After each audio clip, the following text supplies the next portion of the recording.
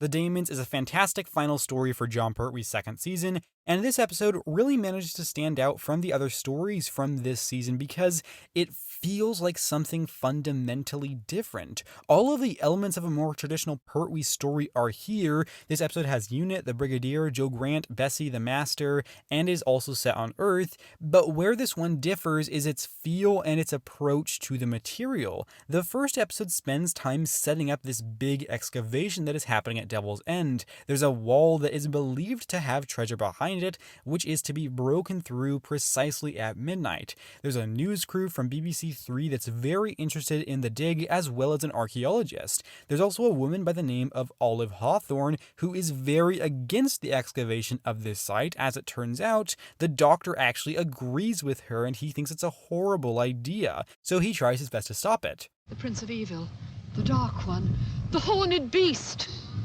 Yes. Come on, Joe. Where to? Devil's End, of course. That woman is perfectly right. We've got to stop that lunatic before it's too late. Oh, also the Master is basically leading this cult to try to summon the devil. That's not quite what he's doing, but it's effectively what he's doing. So what we have here with all of these different elements is something that is basically making the story about the supernatural, which in a show like Doctor Who, feels very different. It's actually brought up very early in the story with some dialogue between Joe and the Doctor. The Doctor doesn't believe in the supernatural at all or anything of that sort, but Joe is much more open to that type of thing. You know, the supernatural and all that magic bit. You know, really, Joe, I'm obviously wasting my time trying to turn you into a scientist. How do you know there's nothing in it? How? Well, I just know, that's all. So right from the very beginning, the supernatural is something just set right on the table for the audience to know about, like a big sign that just says this is what the story is about. Be still and return to thy resting. Be at peace in thy sleeping. And knowing that right from the start of the serial, I had tons of fun with this story. It just feels like such a breath of fresh air, especially after last week's longer and less engaging serial. This one is 5 parts long, and that feels pretty appropriate. I think 6 or 7 parts would have started to drag things out a bit, and 4 parts would have worked fine, but with 5, it just feels like it's able to have fun with what it's doing and absolutely go for it. Also, fun fact, this is the third and final 5-part Doctor Who story, with the previous 2 being The Dominators and The Mind Robber, both from season 6. It's not long at all before the Master shows up in this one, and Roger Delgado is great as ever in this part, and I love what the Master is doing here. In this story, he basically serves as the leader of a cult, which I think is super fitting and just plain awesome. He's pretending to be a vicar and uses a combination of mind control powers and just his cleverness to manipulate people into doing what he wants them to. I mean, how could you not want to see the Master as a vicar and cult leader? That should be enough to sell this episode on its own. Also, I love what the Master wears in the story. It's just brilliant and I adore it. By the power of earth, by the power of air, by the power of fire, eternal in the waters of the deep, I could charge thee, O Sire, arise, at my command, O Sire, arise, arise.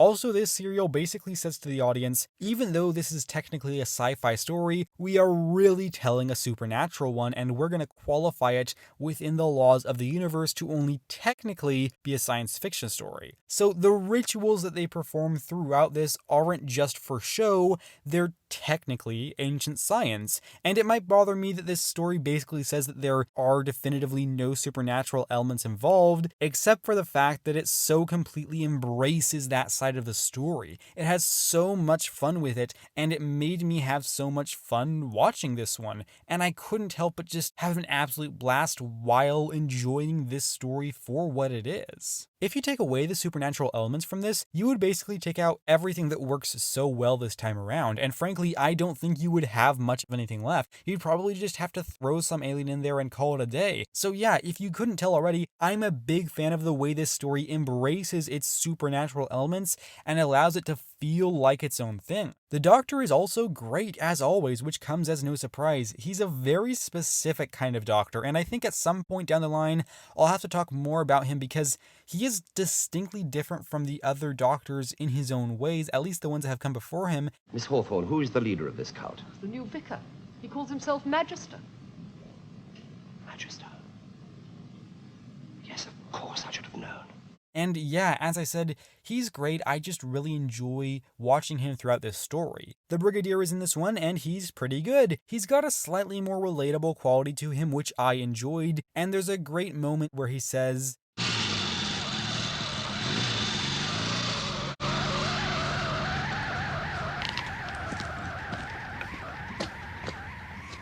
You know, Sergeant, I sometimes wish I worked in a bank.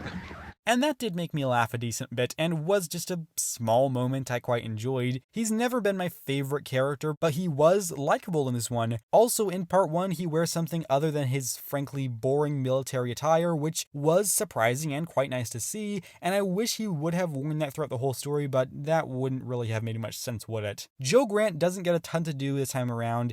She's just kind of with the Doctor, and I think there's one episode where she basically just runs away and doesn't do much, and then that's all she does. And there is something about her that just kind of works. I haven't figured out what it is here. It might be her chemistry with Jon Pertwee, but at this point I'm not quite sure. I think her character is still kind of developing. I'll touch back on that if I do ever figure that out later down the line. I'm definitely going to have some things to say about her in season 9. And this story does have a couple of things that don't quite age the best, so depending on how well you can get on board with those elements, that will probably inform just how much you can enjoy this serial. The gargoyle is the main one, and there's another thing that happens towards the end as well, but those things didn't bother me that much. I was fine just watching the story, enjoying it for what it was, because the style of this one and what it's really going for is what I appreciate the most, so some really minor things that don't age the best just honestly don't bother me that much.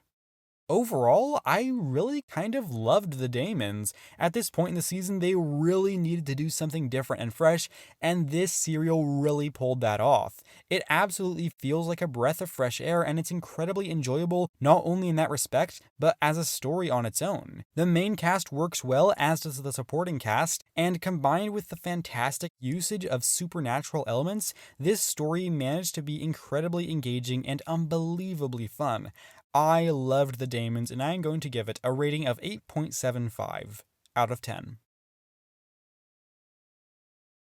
And that's the review, folks. Be sure to let me know what you think about the story down below. I know this is one that doesn't get as much love as the more classic Pertwee stories, like his first story, Spearhead from Space or Inferno, but I really like this one, and I think it's quite special and unique. I'm very curious as to what you have to say, so if you feel like sharing, then please do so. And I do hope to see you around this upcoming Sunday for my review/overview of Doctor Who Season 8 on a whole. And if you don't join me for that, then that is absolutely fine, so long as you know that I appreciate your time here today. And with that said, thank you very much for watching, take care, and have a lovely week.